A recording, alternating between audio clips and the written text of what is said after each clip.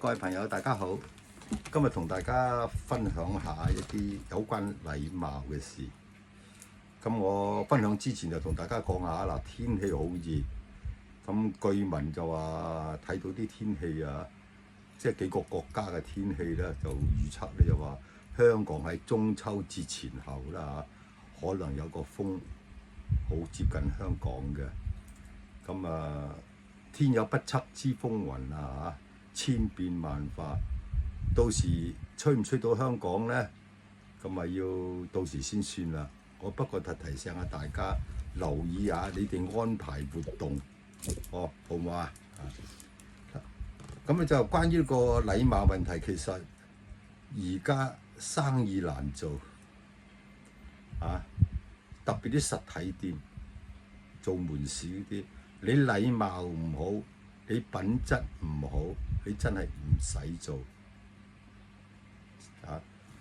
咁我咧就星期六我就經蓮塘口岸啦，咁個商場度就我見到個電信公司啊，跟聯通，咁個 counter 當時咧就係得兩個年青人喺度篤緊手機，咁我見乜都冇噶，好空洞洞噶嗰個 counter，得翻兩個人坐喺度啫，乜都會，台面就好清潔嘅，乜嘢都冇擺，只有兩個年青人喺度篤手機。咁我就行埋去，我就將當時我哋嘅對白我完整咁同大家複述一次，等你哋大家聽下。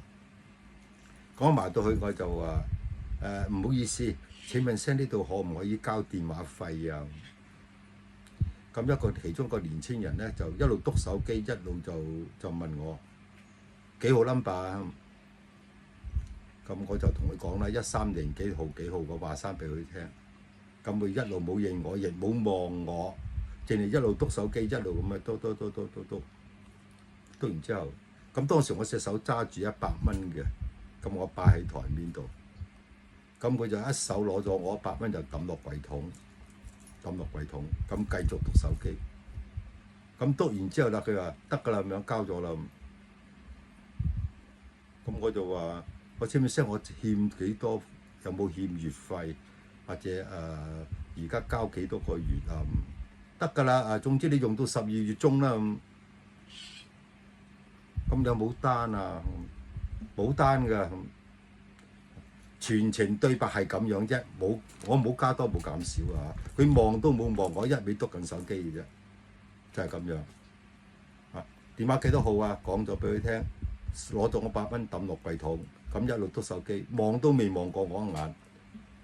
咁跟住就話得㗎啦，交咗㗎啦，用到12月中啦。喺呢全程對白係咁多，乜都冇。呢咁嘅服務態度，喂！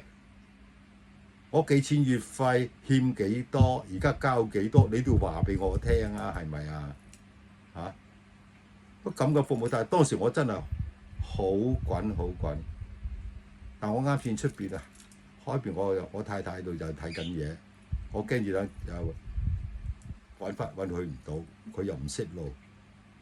我就話費事同你嘈100幾十，係咪先？算數啦，咪抌低我就走咗去。但係我條仔睇唔順啊，真係！你邊有咁嘅服務態度嘅啫？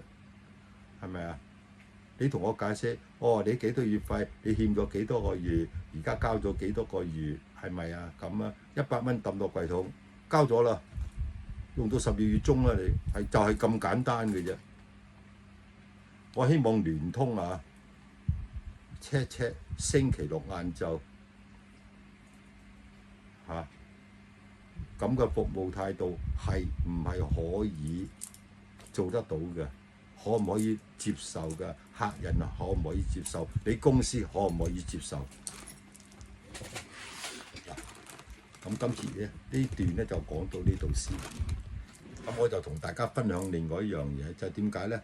就我發覺到原來咧大陸國內啲朋友咧有啲詞句係我哋真係好多係好難理解嘅，有啲就易理解，有啲大部分都好難理解嘅嗰啲代詞代名詞，我同大家分享下，都幾得意嘅。譬如啲人話上班上班啊。咁咧佢大陸好多人就講下叫做搬磚，搬磚頭啊，搬磚叫上班。偷懶咧就叫摸魚，摸魚啊！佢講普通話啦，應該嚇摸魚。咁啊漂亮咧，漂亮就養眼喎，咁都理解啦，好易理解啦，係嘛？咁如果係光棍，即係光棍佬一條咁樣啦，佢就講叫單身狗。如果話係哇好正啊，很棒啊，好正啊，咁就 YYDS。譬如呢個隱私咧，即係私隱啊，我哋講私隱啦，佢哋叫隱私啦就叫做咩？叫做邊界感。咁伙伴咧，即係拍檔伙伴就叫做搭子，百搭個搭子。譬如一啲人話佢外向嘅，呢個好外向嘅，佢話咩？係社牛，社區個社牛，一隻牛個牛叫社牛。如果內向咧，就社恐嘅喎，恐懼個恐喎，社恐喎。譬如呢個係話好厲害啊，哇厲害咁樣，咁咧叫絕子，好絕啊，絕情個絕子。OK， 譬如出風頭咧，出風頭咧就係叫顯眼包。如果受歡迎咧，叫爆火。譬如打工即係打螺絲，打工要打螺絲。譬如圍觀圍埋睇嘢啊，佢圍觀咧叫吃瓜，即係食瓜啦，吃瓜。流民就叫做渣男，花痴就叫戀愛腦，花痴叫做戀愛腦。錄取即係見工俾人錄取咗啦，咁叫上岸。競爭同人競爭叫做內卷，內外個內，書卷個卷，內卷。心情就叫點狗。不上進即係唔上進嘅就咩啊？即係叫擺爛叫做不上進。崩潰就叫做破防，